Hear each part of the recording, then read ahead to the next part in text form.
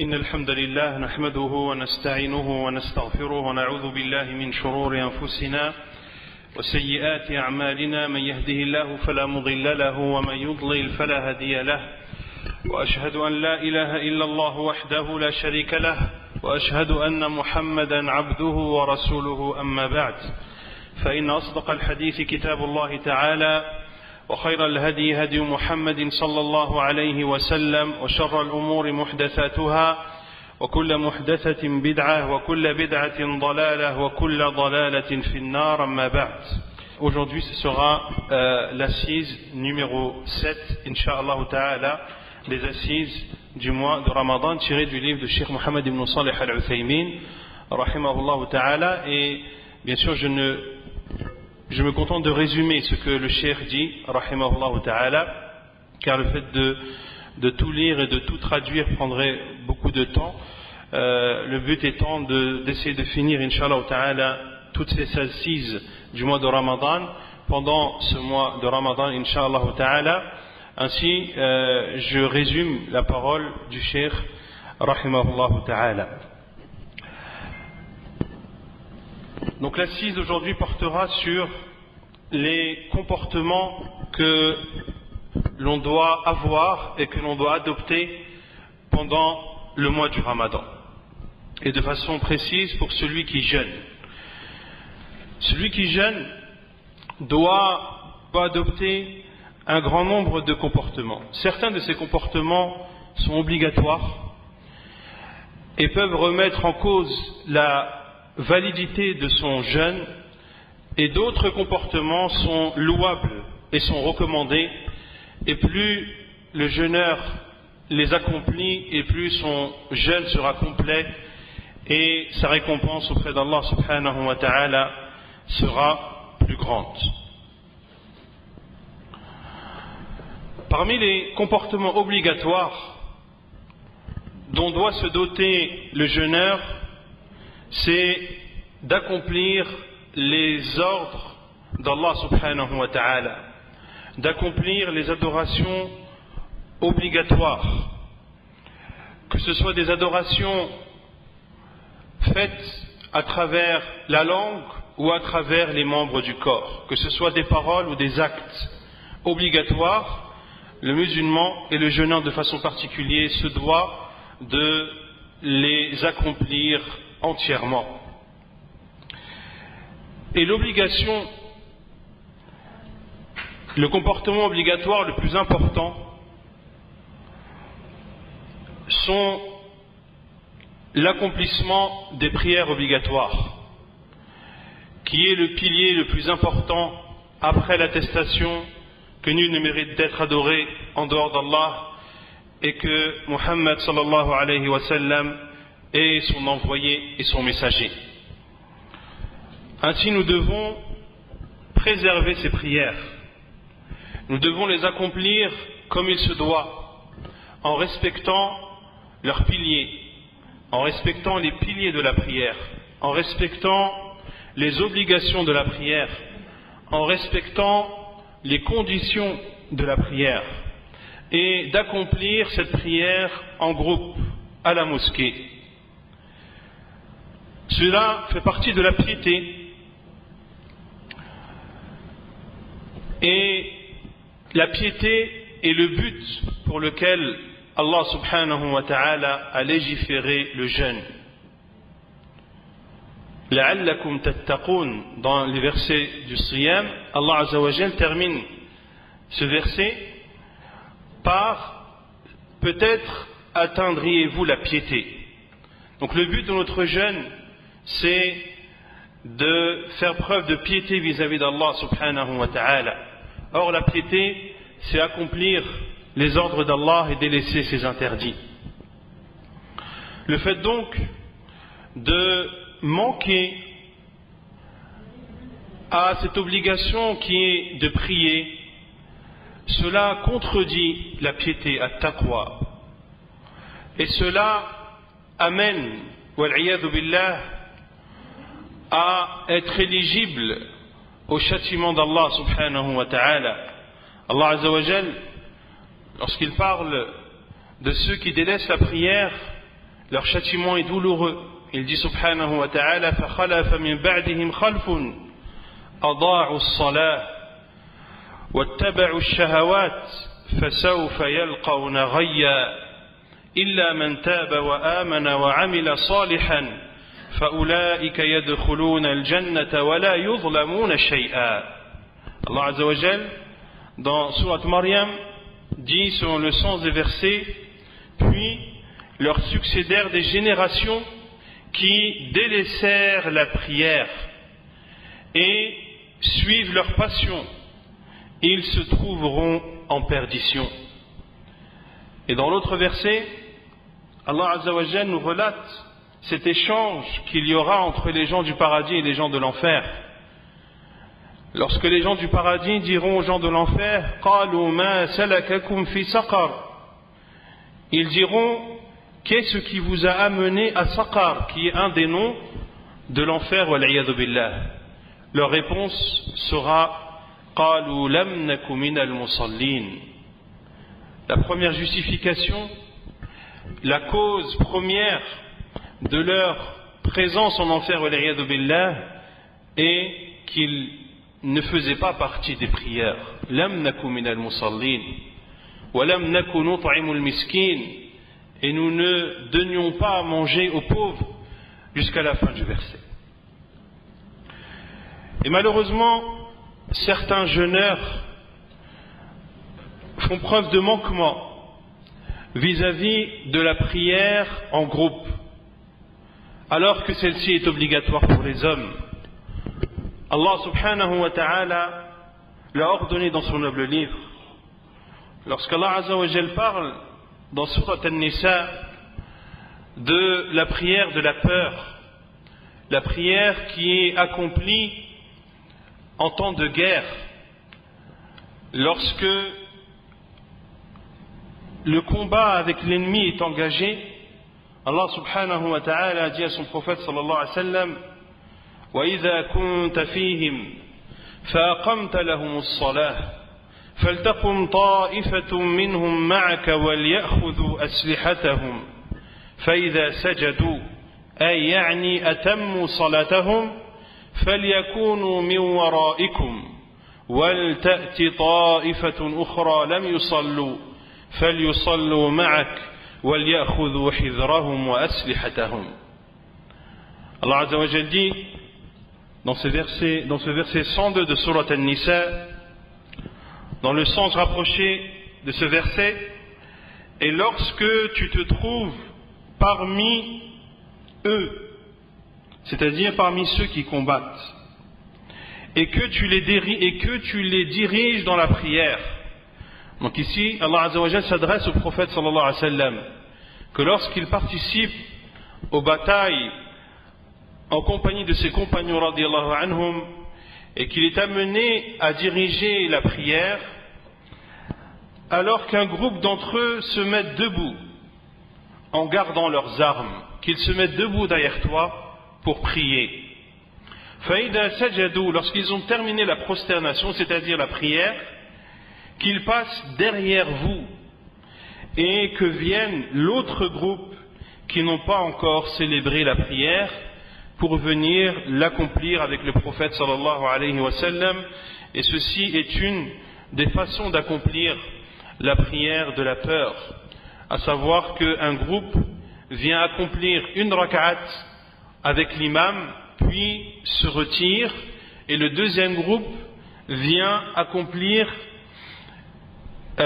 une autre rak'at qui sera la deuxième pour le prophète sallallahu alayhi wa sallam et la première pour eux, et le premier groupe se place derrière afin de les protéger de l'attaque des ennemis.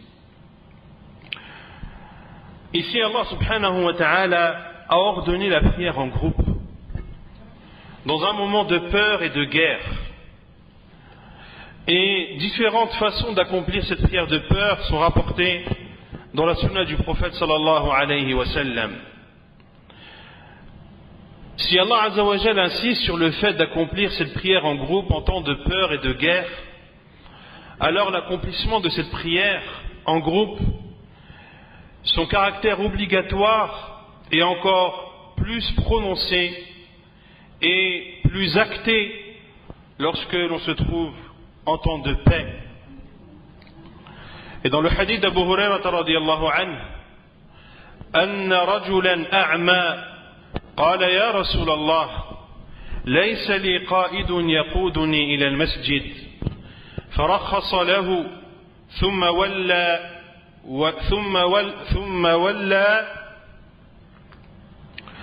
فرخص له النبي صلى الله عليه وسلم فلما ولى دعاه أي لما رجع هذا الرجل الأعمى دعاه أي دعاه النبي صلى الله عليه وسلم وقال هل تسمع النداء بالصلاة قال نعم فقال النبي صلى الله عليه وسلم فأجب.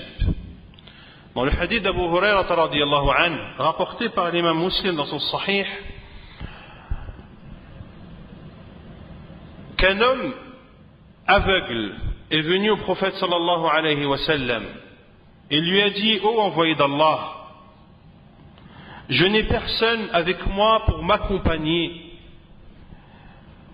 afin d'accomplir ma prière à la mosquée.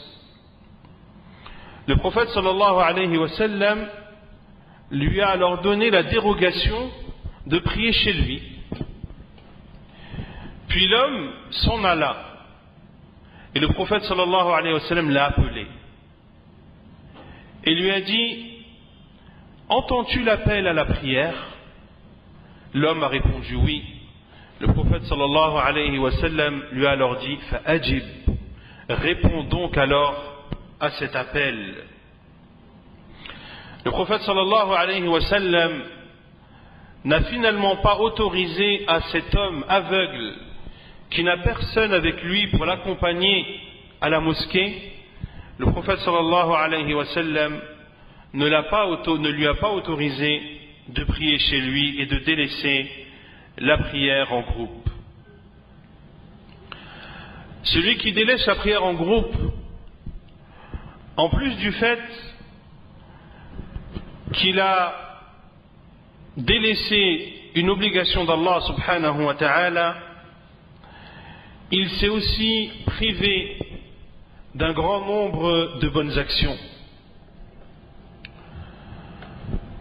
Car la prière accomplie en groupe est décuplée, sa récompense est décuplée, comme le dit le prophète alayhi salatu wassalam dans le hadith de Abdullah ibn Umar radiyallahu anhuma, que le prophète sallallahu alayhi wa sallam a dit: Salatul jama'ati tafdulu ala salatil fadhi bi 27 darajah. La prière en groupe est meilleure que la prière accomplie seule de 27 degrés. Et dans d'autres hadiths, le prophète sallallahu alayhi wa sallam a cité de 25 degrés. Et les paroles des savants ont divergé sur l'explication et comment réunir entre ce hadith où le prophète sallallahu alayhi wa sallam parle de 25 degrés et d'autres où le prophète sallallahu alayhi wa sallam parle de 27 degrés, que la prière en groupe est meilleure de 27 degrés que la prière accomplie seule. Certains savants ont dit que les 25 ne renient pas, que les 25 degrés ne contredisent pas les 27 et que les 25 sont inclus dans les 27. D'autres savants ont dit que les 27 degrés concernent les prières accomplies à voix haute et les 25 degrés, les prières accomplies à voix basse. Ala kulli hal, accomplir sa prière en groupe à la mosquée est plus que méritoire. Au-dessus de son caractère obligatoire pour les hommes, son mérite et les bonnes actions qui en découlent sont grandes. De même que celui qui délaisse la prière en groupe passe à côté de nombreux bienfaits sociaux que ressent le musulman lorsqu'il se retrouve à accomplir la prière avec d'autres musulmans. Ceci fait ancrer l'amour entre les musulmans, la bonne entente entre eux, le fait que les musulmans se rejoignent et se rencontrent et se réunissent à la mosquée 5 fois par jour, cela entretient leurs relations. Cela permet d'enseigner à l'ignorant. Cela permet également d'aider celui qui est dans le besoin.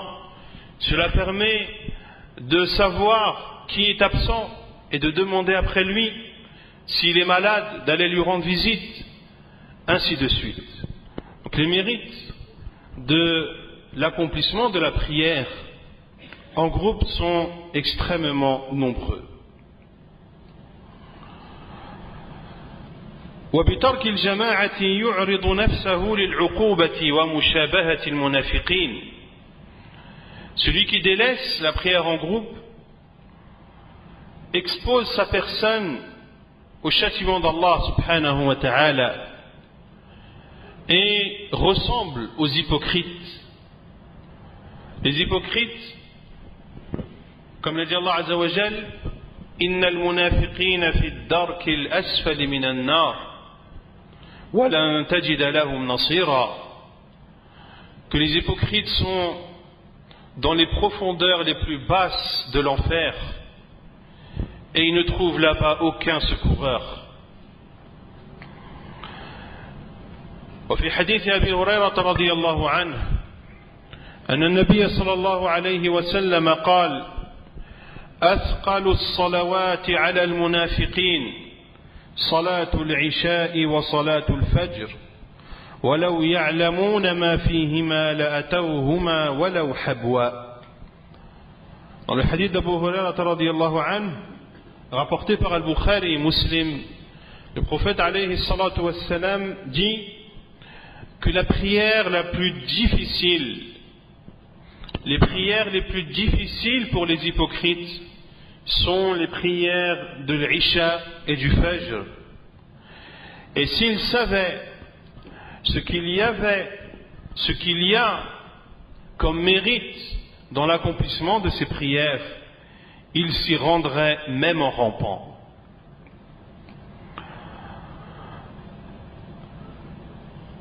وقال عبد الله بن مسعود رضي الله تعالى عنه ولقد رأيتنا وما يتخلف عنها إلا منافق معلوم النفاق ولقد كان الرجل يؤتى به يهادى بين الرجلين حتى يقام في الصف.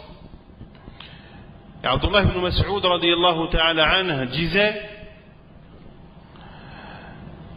et si tu nous voyais, c'est-à-dire les compagnons du prophète sallallahu alayhi wa sallam, personne ne délaissait la prière en groupe si ce n'était l'hypocrite, celui dont l'hypocrisie était claire et évidente. Et l'on apportait un homme supporté par deux autres hommes qui venaient le placer sur le rang. Ainsi étaient les compagnons radiyallahu anhum. Même s'ils n'avaient pas la possibilité physique de se déplacer seuls, ils se faisaient aider par d'autres compagnons radiyallahu anhum qui les prenaient jusqu'à les installer sur le rang afin d'accomplir leur prière en groupe.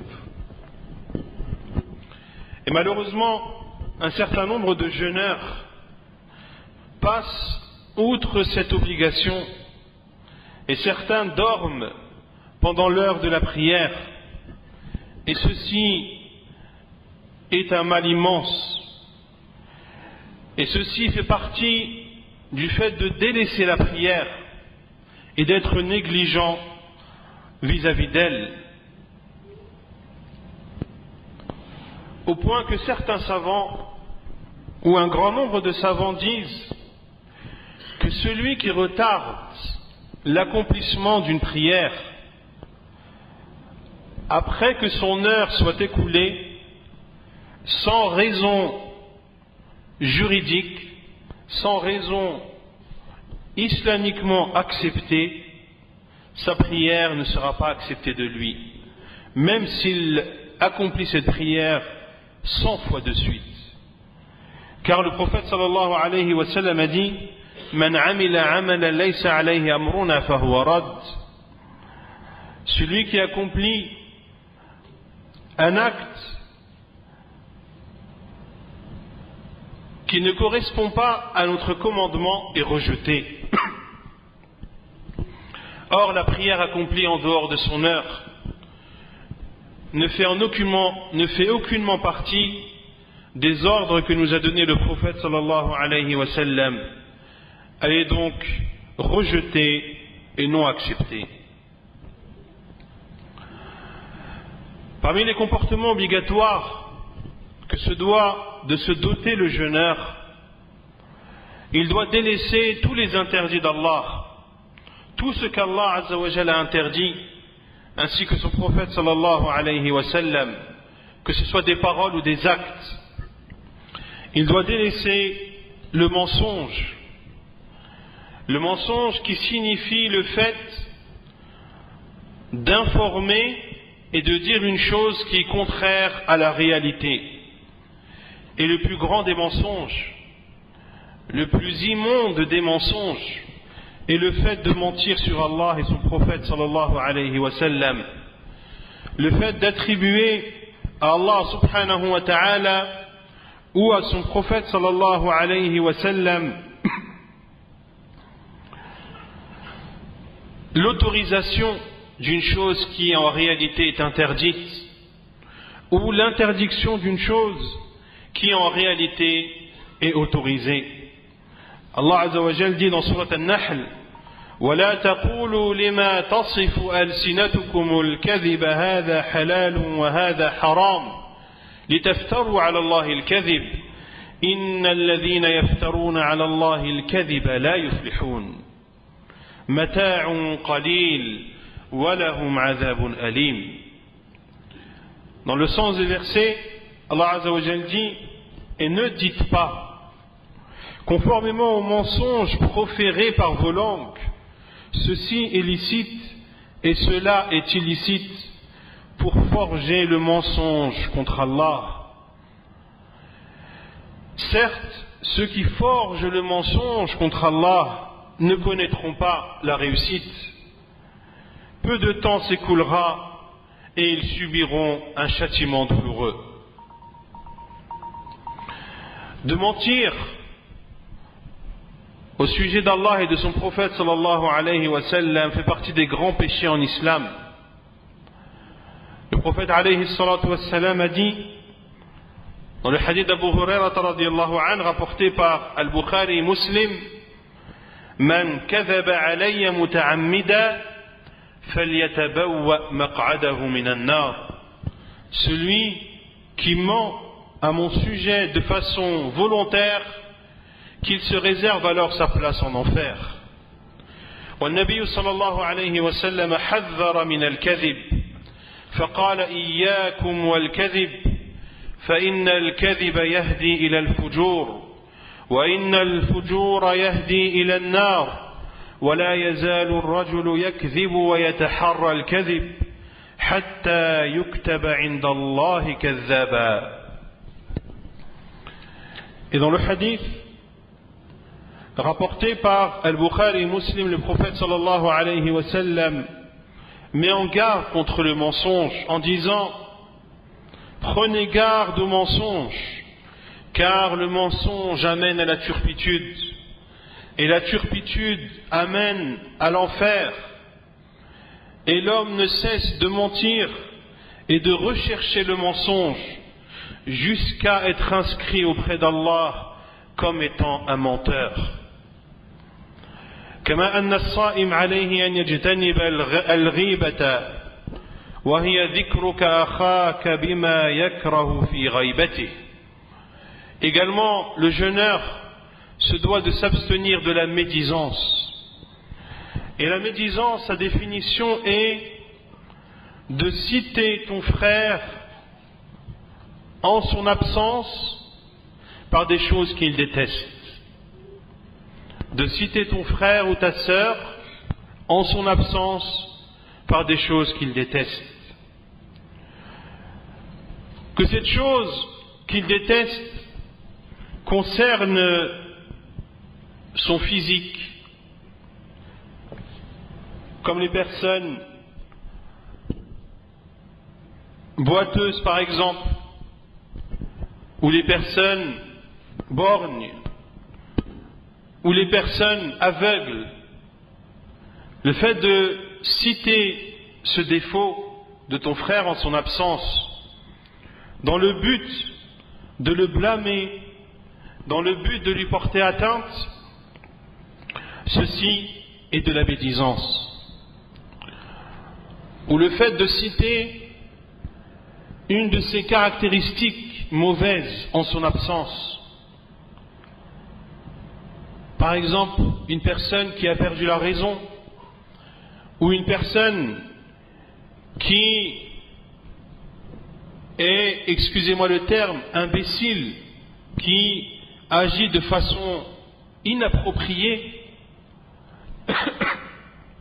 ou un pervers.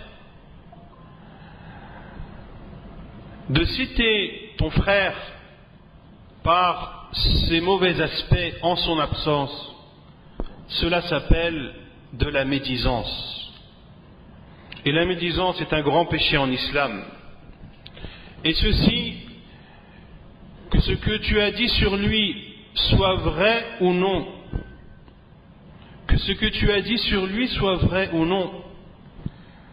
فقد سئل النبي صلى الله عليه وسلم عن الغيبة. Le prophète صلى الله عليه وسلم a été questionné sur la médisance.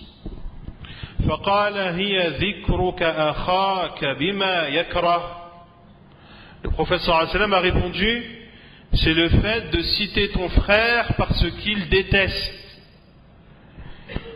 قيل أفرأيت إن كان في أخي ما أقول؟ قال إن كان فيه ما تقول فقد اغتبته وإن لم يكن فيه ما تقول فقد بهته.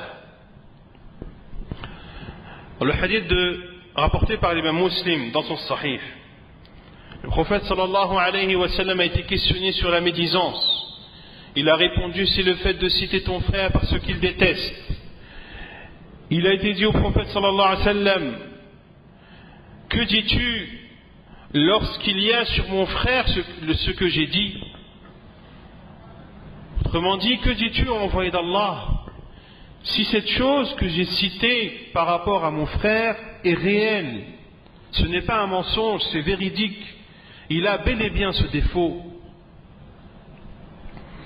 Il a répondu, alayhi salatu wassalam, si ce que tu as dit sur lui est existant, alors tu as médit, tu as fait de la médisance sur lui.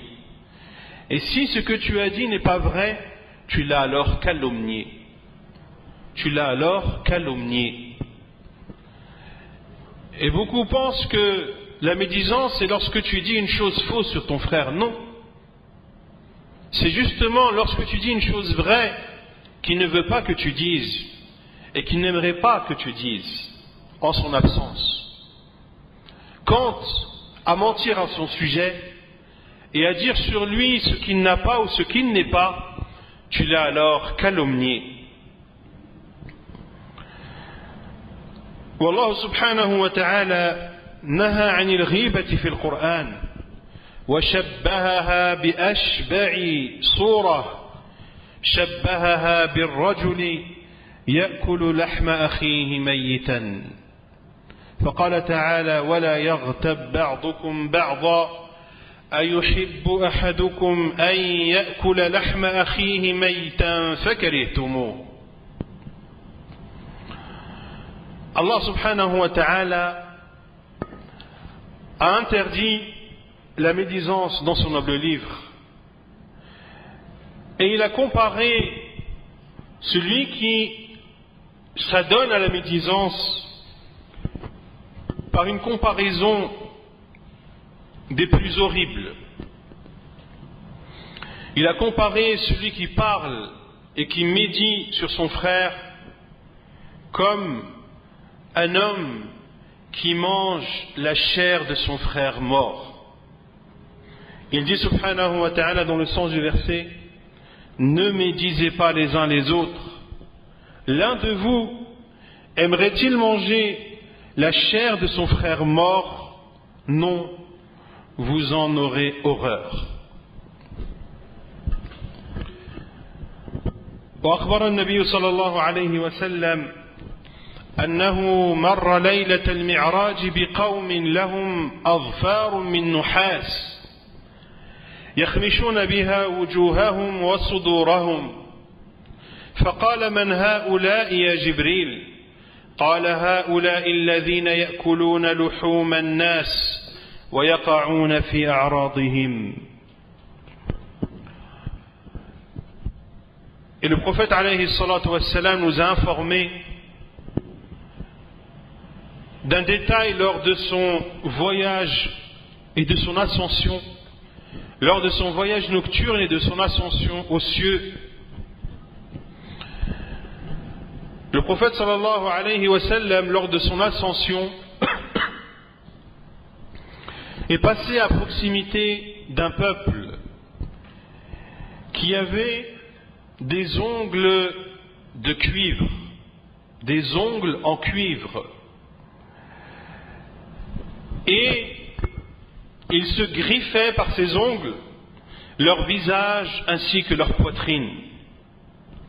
Le prophète sallallahu alayhi wa sallam est passé à proximité de ce peuple et il a questionné Jibril alayhi salam en disant: mais qui sont ces personnes, ô Jibril? Jibril alayhi salam lui a répondu: ceux-là sont ceux qui mangent la chair des gens et qui parlent sur leur honneur et qui portent atteinte à leur honneur.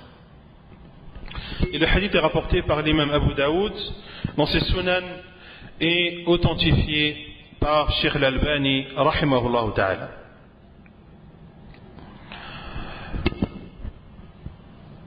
ويجتنب الصائم أيضا النميمة وهي نقل كلام شخص في شخص ليفسد بينهما، وهي أيضا من كبائر الذنوب.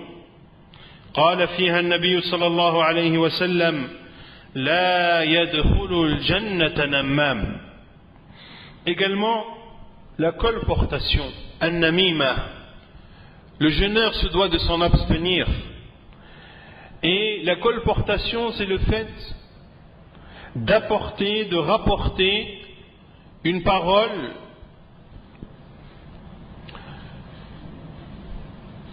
d'une personne à une autre personne, dans le but de semer la zizanie et dans le but de semer l'animosité entre eux.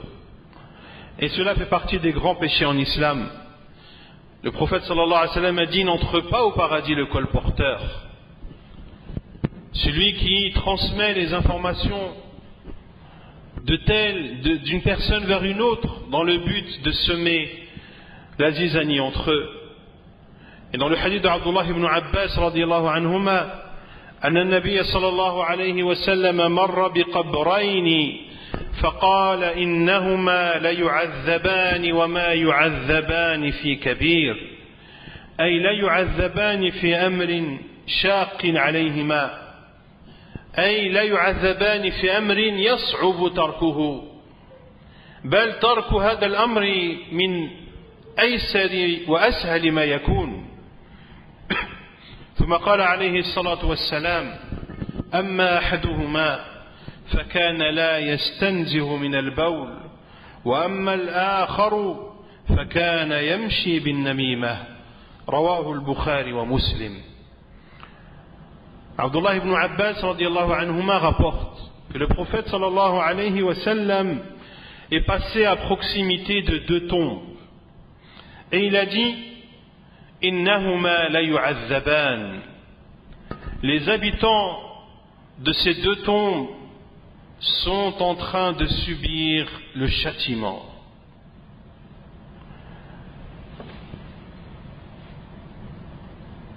Puis le prophète sallallahu alayhi wa sallam a dit وَمَا يُعَذَّبَانِ فِي كَبِيرٍ. Et ils ne sont pas châtiés pour quelque chose qu'il était difficile de délaisser. Ils ne sont pas châtiés pour quelque chose qui était difficile à délaisser. Puis il a dit alayhi salatu wassalam, quant à l'un d'entre eux, il ne se protégeait pas de ses urines. Et quant à l'autre, il colportait entre les gens. Il faisait la colportation entre les gens et semait la zizanie entre eux. Nul doute que la colportation, al-namima, son mal est immense. Et son mal touche les individus comme les sociétés. Et cela amène à la division entre les musulmans. Or, l'islam nous encourage à l'union entre les musulmans, à ce que les musulmans s'unissent et se retrouvent autour du livre d'Allah et de la sunna du prophète sallallahu alayhi wa sallam. Et Allah subhanahu wa ta'ala nous ordonne de ne pas prêter attention aux colporteurs. Si une personne vient te dire un tel a dit telle et telle chose sur toi, tu te dois de le réprimander comme il se doit, afin qu'il ne recommence plus ce grand péché, et de lui dire pourquoi me rapportes-tu cette parole? Ne sais-tu pas que le prophète sallallahu alayhi wa sallam a interdit an-namima? Quel est le but de me rapporter cette information? Veux-tu semer la zizanie entre les musulmans? Veux-tu que l'amour qui lie les musulmans se transforme en haine et en animosité? Crains Allah et abstiens-toi de faire ce grand péché avant qu'il ne soit trop tard et avant que l'ange de la mort n'emporte ton âme avant que tu n'aies eu le temps de te repentir. Et Allah subhanahu wa ta'ala dit dans Surat Al-Qalam, les versets 10 et 11, وَلَا تُطِعْ كُلَّ حَلَّافٍ مَهِينٍ هَمَّازٍ مَشَّاءٍ بِنَمِيمٍ.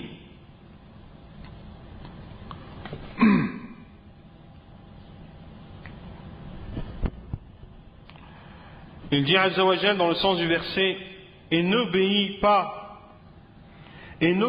à aucun grand jureur, méprisable, grand diffamateur, grand colporteur de médisance. Et sache, mon frère en Allah et ma sœur en Allah, que ce colporteur de médisance qui vient à toi soi-disant pour te rapporter une information de haute importance, de la même façon qu'il t'apporte ce que les gens disent sur toi, eh bien il fera la même chose dans l'autre sens et ira voir les autres pour leur colporter les paroles que tu as proférées. Ainsi, celui qui colporte les informations, nous devons de nous montrer extrêmement prudents à son égard et de s'en éloigner autant que possible. ويجتنب الصائم الغش في جميع المعاملات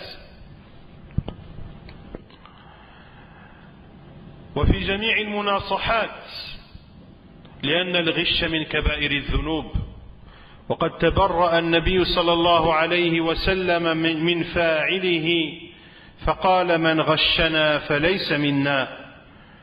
وفي لفظ في صحيح الإمام مسلم من غش فليس مني.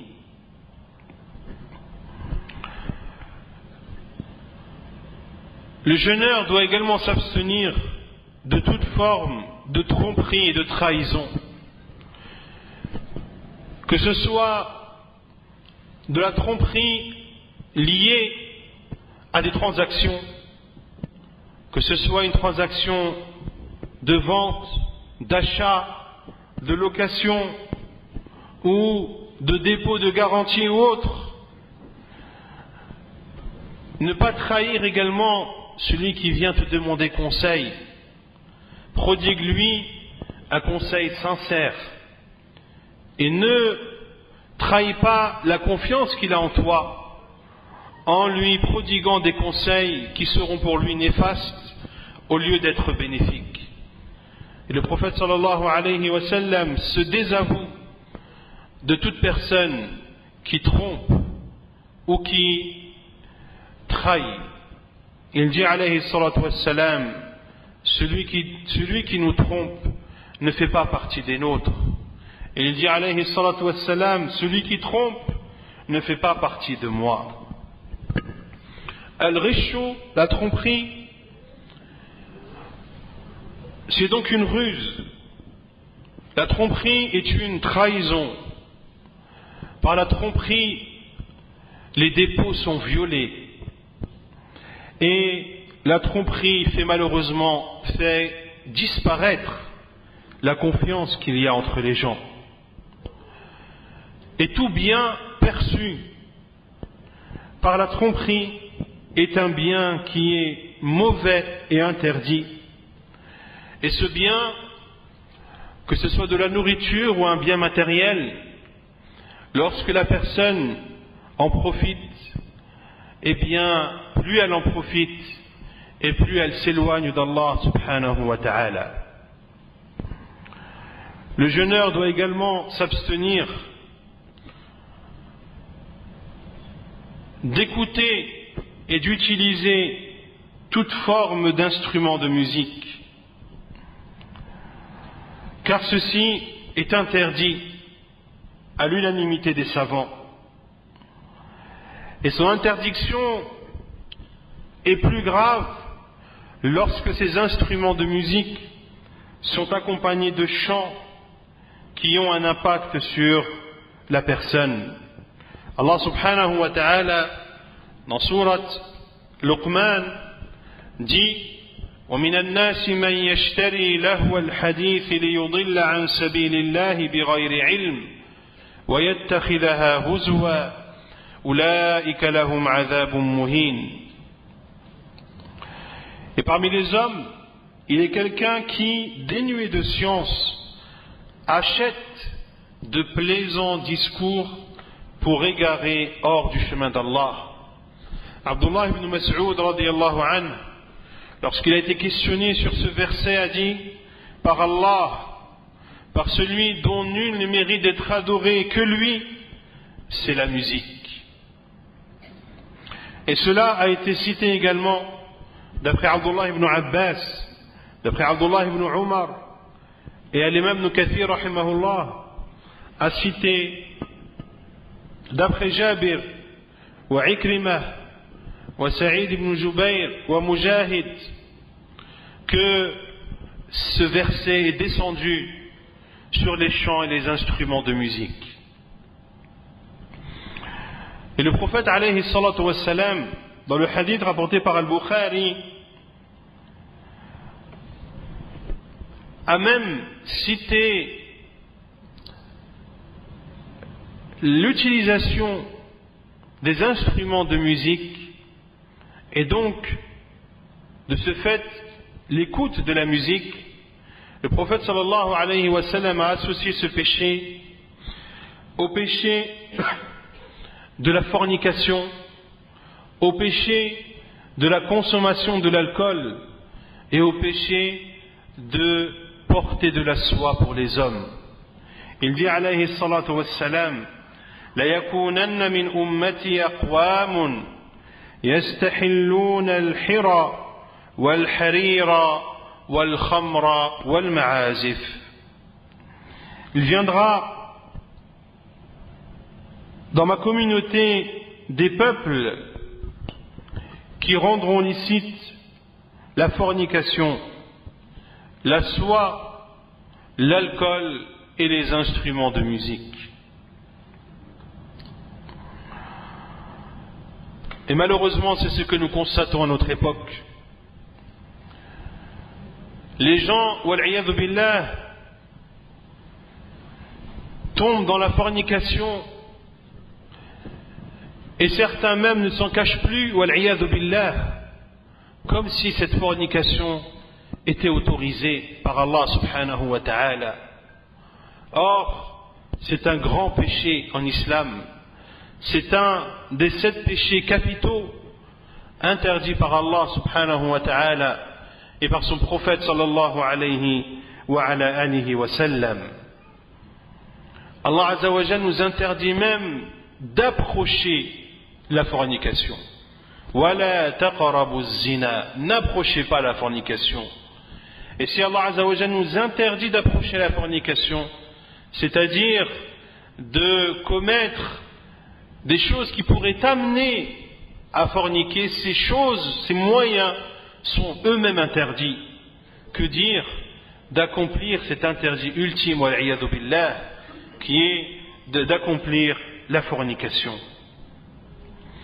Également, nous constatons à notre époque que certains s'autorisent l'écoute de la musique et mettent de côté tous ces textes dans le livre d'Allah et dans la sunna du prophète sallallahu alayhi wa sallam, et ces nombreuses paroles de compagnons radiyallahu anhum et ces nombreuses fatwas des savants qui tous interdisent l'utilisation des instruments de musique et l'écoute de la musique de par ce qu'elle engendre comme turpitude et de par ce que la musique corrompt comme comportement. Wal-'iyadhu billah.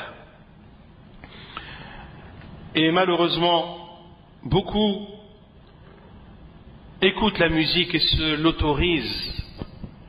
Certains même écoutent plus de musique qu'ils n'écoutent de Coran, plus de musique qu'ils n'écoutent de rappel, plus de musique qu'ils n'écoutent de paroles de savants.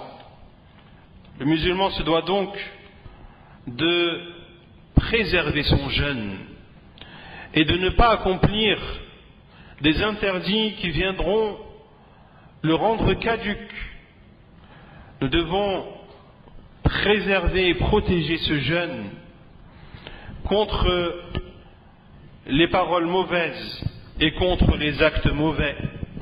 Car le prophète alayhi salatu wassalam a dit: Man lam yada' qawla az-zur wal 'amala bihi wal jahla falaysa lillahi hajatun fi an yada'a ta'amahu wa sharabahu. Le prophète sallallahu alayhi wa sallam a dit: celui qui ne délaisse pas les mauvaises paroles ainsi que les mauvais actes, Allah subhanahu wa ta'ala n'aura alors nul besoin que cette personne s'abstienne de boire et de manger. Jabir ibn Abdullah radiyallahu anhu disait: إذا صمت فليصم سمعك وبصرك ولسانك عن الكذب والمحارم ودع عنك أذى الجار وليكن عليك وقار وسكينة وليكن يوم صومك ويوم فطرك سواء. Jabir ibn Abdullah radiyallahu ta'ala anhu, un illustre compagnon du prophète sallallahu alayhi wa sallam, a dit: lorsque tu jeûnes, que ton ouïe jeûne, que ta vue jeûne, que ta langue jeûne vis-à-vis du mensonge et des interdits, et délaisse toute offense et tout préjudice que tu pourrais porter à ton voisin. Fais preuve de quiétude et de sérénité, et que le jour où tu jeûnes, comme le jour où tu ne jeûnes pas, que le jour où tu jeûnes et le jour où tu ne jeûnes pas soient identiques et similaires. C'est-à-dire que ta motivation, ton dévouement à adorer Allah subhanahu wa ta'ala doit être le même lorsque tu jeûnes et lorsque tu ne jeûnes pas. Et ta peur de tomber dans l'interdit et de désobéir à Allah subhanahu wa ta'ala et les efforts que tu déploies pour ne pas tomber dans les interdits d'Allah, ils doivent être les mêmes quand tu jeûnes et quand tu ne jeûnes pas. نكتفي بهذا القدر وصلى الله وسلم وبارك على نبينا محمد وعلى آله وصحبه أجمعين وآخر دعوانا أن الحمد لله رب العالمين